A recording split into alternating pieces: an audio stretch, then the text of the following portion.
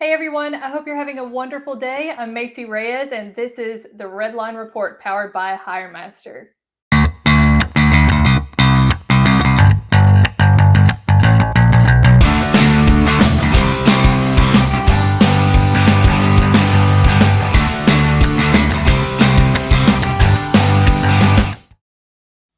Employee satisfaction is incredibly important when it comes to growing an organization, and this is no different within trucking companies.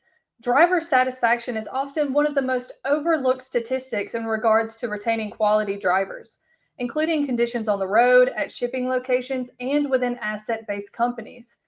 Did you know that transportation has the second highest divorce rate of any other industry? Most over the road truck drivers are away from home for more than 200 days out of the year, often away from multiple weeks at a time.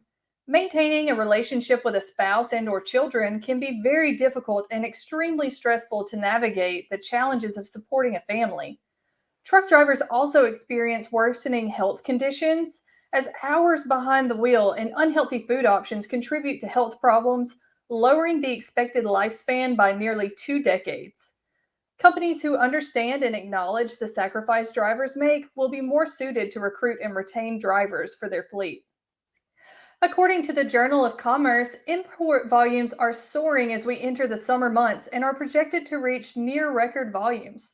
Jonathan Gold, vice president of the National Retail Federation, says that ports are busy trying to keep up with current congestion, as well as shipments of school supplies and holiday merchandise, which is already being shipped to retailers. The NRF has forecasted monthly imports through the month of October, and the predictions for June of 2022 are 7.5% higher than they were in June of 2021.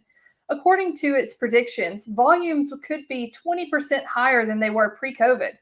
With higher volumes and current bottlenecks, relief within the supply chain is unlikely anytime soon.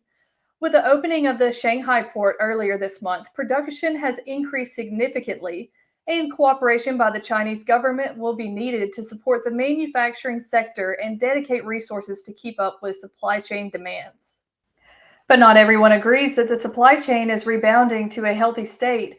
Yahoo Finance reports that the current pressures in the supply chain may be much more persistent and deep rooted than we thought. Over the last few months, we have seen a significant change in volumes, demand, and stressors within the supply chain.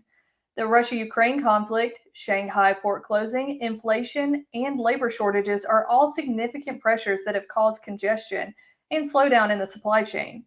Nathan Sheets, the global chief economist of Citi Research, stated, quote, "To relieve the stress in global trade, we ultimately need to see an improvement in the pandemic," end quote.